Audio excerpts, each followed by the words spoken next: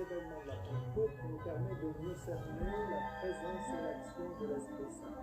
Saint Luc nous précise que tous ceux qui étaient présents à Jérusalem ce jour-là entendaient les apôtres, chacun dans sa langue maternelle. La langue de la maman, c'est quelque chose. J'ai une paroissienne qui m'a dit à la retraite.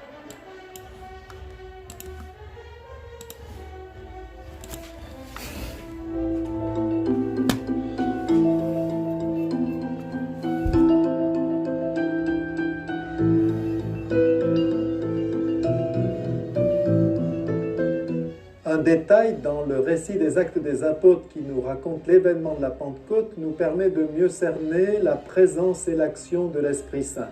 Saint Luc nous précise que tous ceux qui étaient présents à Jérusalem ce jour-là entendaient les apôtres, chacun dans sa langue maternelle.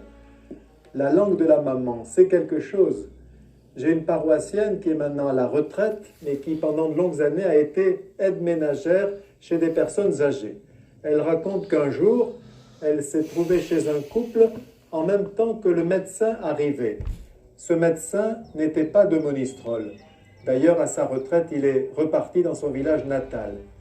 Alors il leur dit, « Alors, messieurs, dames, qu'est-ce qui ne va pas ?» Et le monsieur dit, « Eh bien, c'est ma femme. Elle était allée au jardin écarter le linge, elle s'est baroulée et depuis, elle baronte. » Alors, Aimé me dit, je faisais la traduction. Ma femme est allée étendre le linge au jardin, elle est tombée, et depuis, je trouve qu'elle est confuse. Il parlait sa langue maternelle, et le médecin avait du mal à le comprendre. C'est inouï. Je prends une petite comparaison. Quand je parle à mon chien, ma parole se dégrade en signal. Mon chien répond à une intonation. Bien sûr, il peut ressentir si je suis enthousiaste ou si je suis peiné, bien sûr, mais il ne peut pas comprendre un discours, il ne peut pas entendre une confidence. Or, il y a plus de différence entre Dieu et moi qu'entre moi et le chien.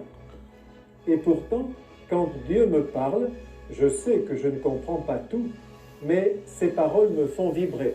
Elles ont une résonance en moi quand il me dit qu'il m'aime et quand il dit tout ce qu'il est et tout ce qu'il fait pour moi.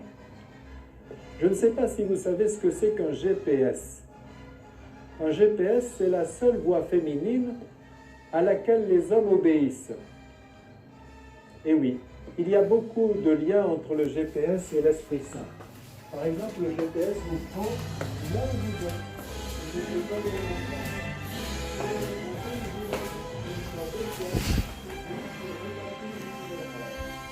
Il prend patience. Si vous ne voulez plus l'écouter, libre à vous. Et dès que vous voudrez l'écouter, il sera encore là. L'Esprit Saint aussi nous propose ça. Mais la première ressemblance entre le GPS et l'Esprit Saint, c'est que justement, l'Esprit Saint nous a d'abord parlé par une voix féminine, avant de nous parler